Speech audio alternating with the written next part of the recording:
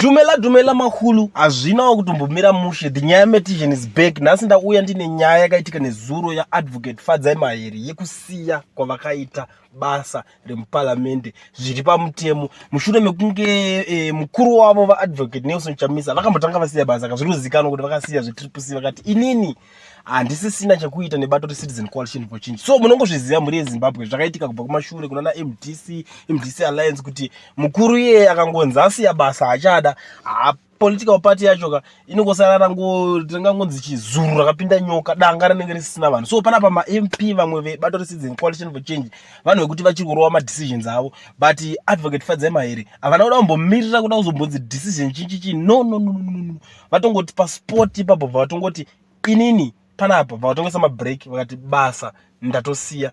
Ndo current situation muri yeZimbabwe iri kuitika muno mukatripot country kedu kanyika kanaka. So kana uchingotanga kusvika panapa panonzi panyaya version inini I am the nyaya meditation ndinoweka nyaya sematches ndinenge ndingova nenyaya dzine mukosho mukuru, nyaya dzakakosha.